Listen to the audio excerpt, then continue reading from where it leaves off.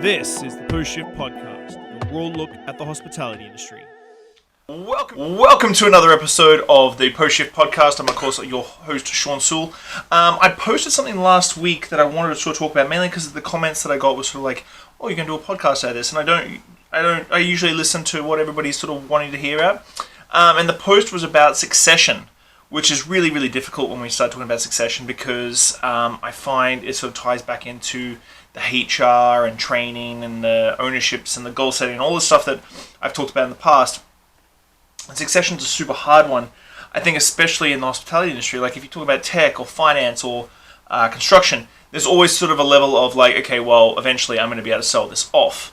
Whereas I feel a lot of us, myself included, don't think the long-term implications of being in this industry, especially as business for yourself.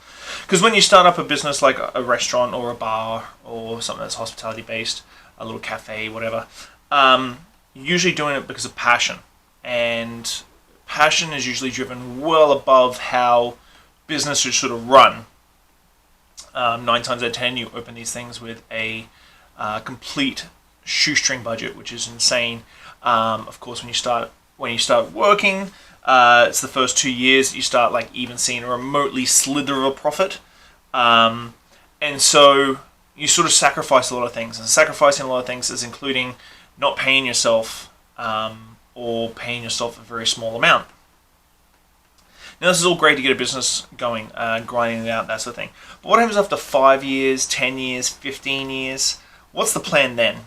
And this is the big issue that I thought about talking about, is that a lot of times we buy ourselves jobs. We open a restaurant, we buy ourselves a job. We work the floor, we work the door, we work the bar, plus everything else that it entails into opening a restaurant, owning a restaurant.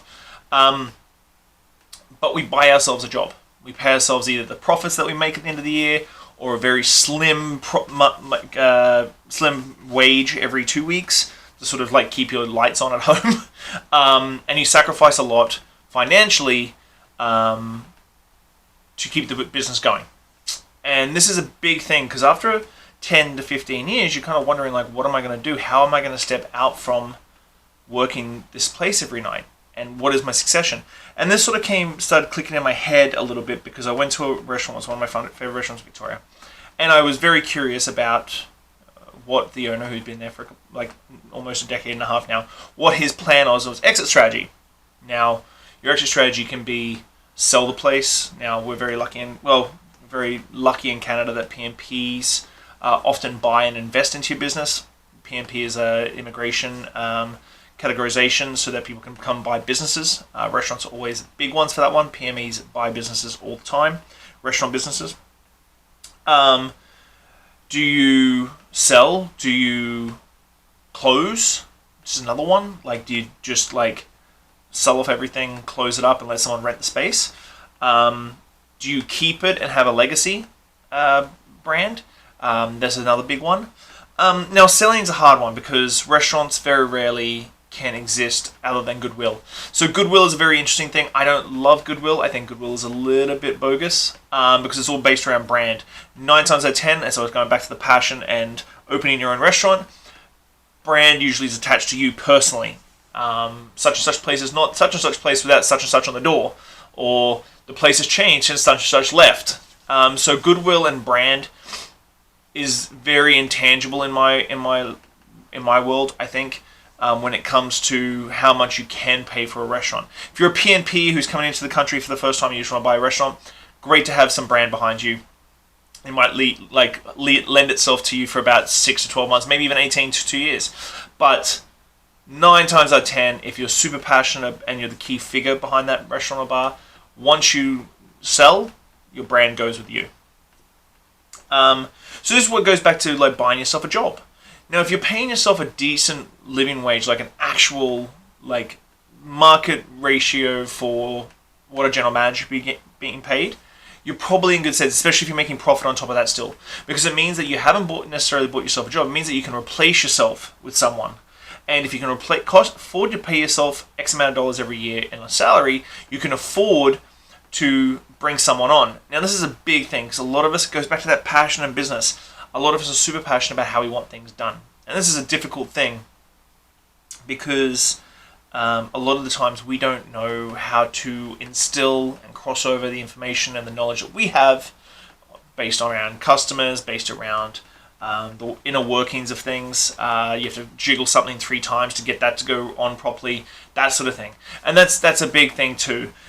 But if you want to have a legacy brand and you want to continue owning your own restaurant and letting it run and you have fun with your life as you get older, being able to pay yourself and figure out, now this goes all the way back to finding out what your break-even point is for your restaurant. Your break-even point should include a salary for yourself.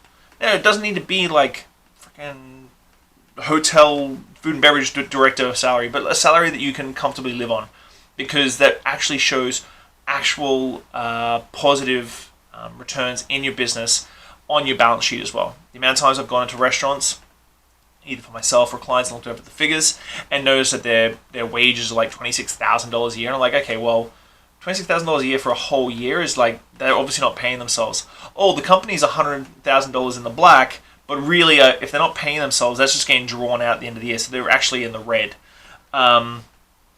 So if you pay yourself, it means you can set up yourself long-term down the track to hire someone to replace you. And then you can sit at home and either take a cut of the profits, and even after 10 years, profits are still slim in restaurants, or work part-time and then you work yourself out a payout that way.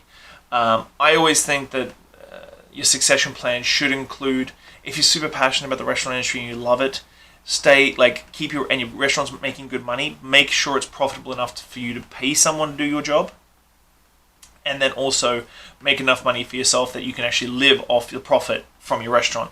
So these are all little things like price increases and checking like your break-even points and how much money you're actually making. If you're making enough money just to take the profits at the end of the year for yourself, you're not actually making enough money because you're a staff member and you're not running a business that is sustainable long term if you ever get sick or die or whatever. So these are a few succession plans. P&Ps, a lot of restaurants sell out to P&Ps, immigrants immigrating to the country. If that's the route you want to go to, knock yourself out. It works for you.